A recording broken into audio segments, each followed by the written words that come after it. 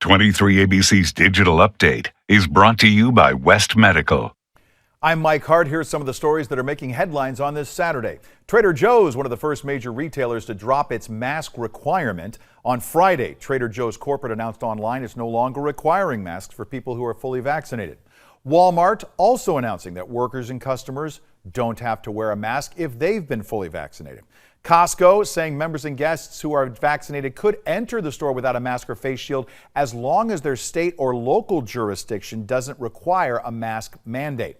Now, as the CDC eases these guidelines, businesses, as I said, could still require you to wear a mask. Private businesses have the authority to make their own rules, especially if they're unable to verify your vaccination status.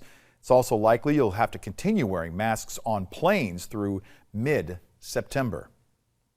And the Sheriff's Department is recruiting for its Cadet Unit 519, which is a program designed to give people a look at law enforcement, whether it's for a career or not.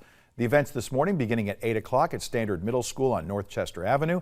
Participants will have to take a written test, do an interview, and a physical test. And to RSVP, give them a call at 335-2483. Let's bring in Bain Froney with a check of your forecast.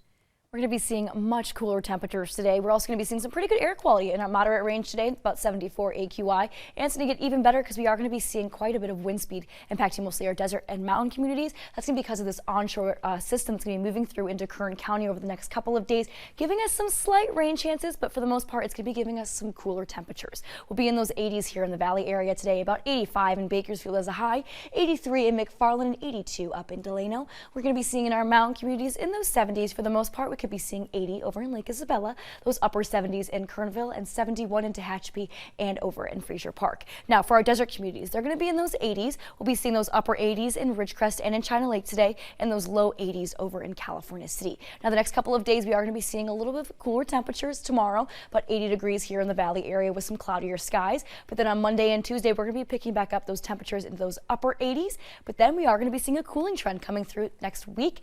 Coming down into Thursday and Friday, we'll be going down back into those low 80s. For our mountain communities, they're also going to be seeing those temperatures going down slightly more on Sunday in those 70s for Lake Isabella and in those mid 60s in Tehachapi and Fraser Park. Picking up those temperatures on Tuesday in those 80s once again for Lake Isabella and in Tehachapi and Fraser Park in those mid 70s. But then by Thursday and Friday, cooling back down into those 60s and 70s with some windy and breezy conditions. And that's a look at some of the stories making headlines. We'll have another update for you later today.